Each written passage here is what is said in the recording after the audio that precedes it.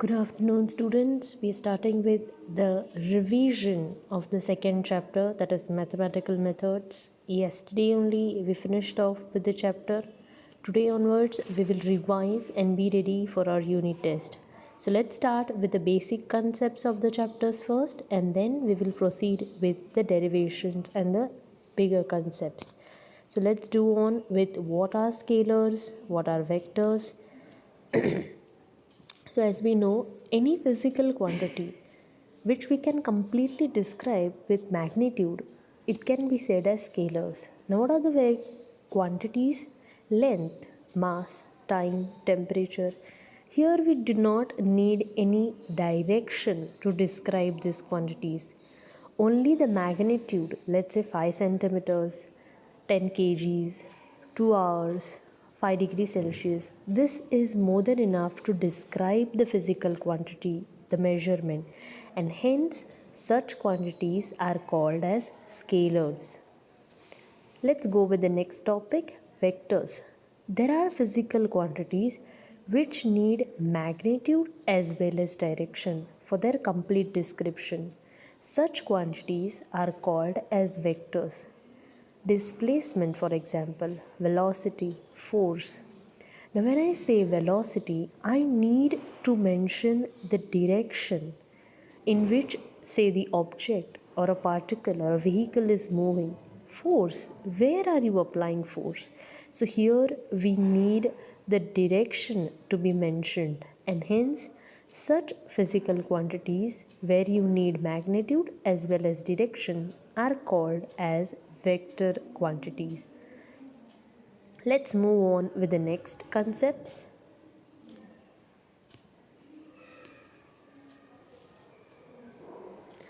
Zero vector. Now when I say a vector, let us first understand how is a vector denoted by, how do we represent a vector. So for representation, let's say I am writing a vector p, then it is say p bar.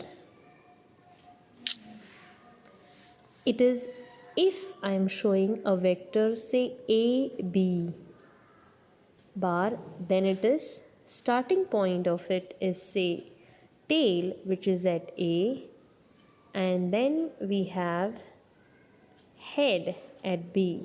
So it is like this, a b bar, or you can name it as say p bar. So it is in capital and it has a bar, or you can denote it with an arrow, a b bar. It is in this way, a b and the bar, or it can be represented with the help of an arrow in this way. Okay students, let's move on with the next concepts. Zero vector or null vector. When we say a quantity has only the direction, there is no magnitude. Now, how can you say that the quantity has no magnitude? Let's take an example. When I say velocity vector of any particle which is stationary, now if particle is not moving, it is stationary, there will be no velocity for it. Hence, there is a velocity vector. We can take a second example here. If an object is moving with constant velocity in say east direction, now there is a direction, it is moving, but will there be acceleration here? No, there will be no acceleration. Hence the velocity vector, or let's say in the second example, acceleration vector will be a zero vector. Here there will be no magnitude to that, and hence it is called as a zero or a null vector. There will be direction but no magnitude. Resultant vector. The resultant of two or more vectors is that single vector which produces the same effect as produced by all the vectors together. Now let's take mathematics here. If I say 2 plus 5, that is going to give me 7. Similarly, now in physics we have vector say p plus vector q. The resultant will be say r, then p bar plus q bar gives us the final answer as a resultant say r bar. So here in the mathematics, as I said earlier, 5 plus 2, so 7 is a resultant of the addition, and it produces the same effect as that of adding the two vectors. Let's go with the next one, negative vector. Here the vectors are in the same magnitude but the direction is opposite. So magnitude is same but the direction is opposite. Hence we can say that these two vectors are in opposite direction or they are negative to each other. They are in different directions. Let's move on with the next concept, equal vectors.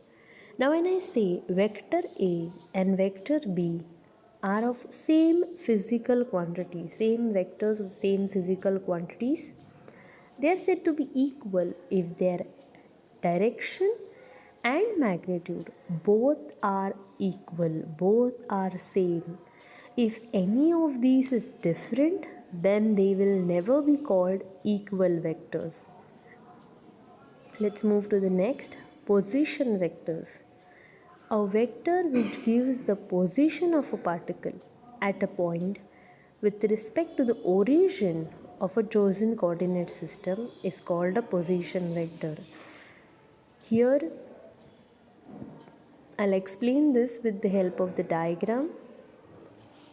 You see here A bar is moving in one direction, B bar is moving in other, and hence they are called as opposite or negative vectors.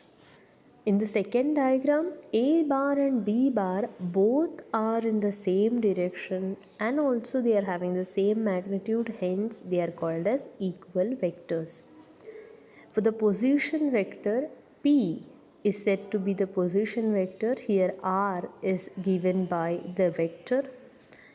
It is with respect to the coordinate system. Here we are taking two coordinate systems x and y. We are not considering z as of now. So R bar is the position vector. It gives the position of the particle P with respect to the xy coordinate system. Unit vector. When I say a unit vector, it means it has the magnitude of one unit magnitude and there is a particular direction to it. Such a vector is called as unit vector. Moving on with the next concepts. Multiplication of the vectors. When I multiply a vector quantity with a scalar quantity, it always will give us a vector as a resultant. But when I say 5 into 7, that means 5, the magnitude 5 times 7. That will give me the resultant as 35.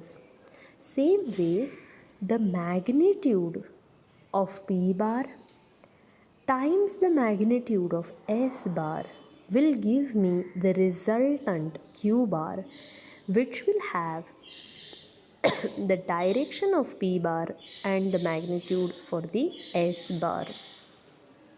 So Q bar gives us the resultant vector S into P. Here S is a scalar quantity whereas P bar it is a vector quantity.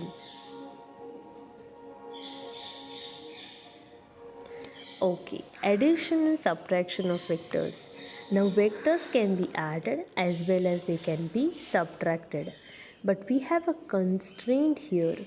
Only same type of vectors can be added and subtracted. I cannot add a velocity vector with a force vector, or I cannot subtract a displacement vector from a velocity vector. It is not allowed. Only similar quantities such as force vector say F1 can be added to another force vector say F2, and the resultant will be F bar F1 bar plus F2 bar. It gives us the addition of the two vectors. As I said, no other physical quantities can be added to this. Only another, say, F3 bar can be added, F4 bar can be added. Only the force quantities can be added together or say subtracted. Only the velocity vectors can be added or subtracted.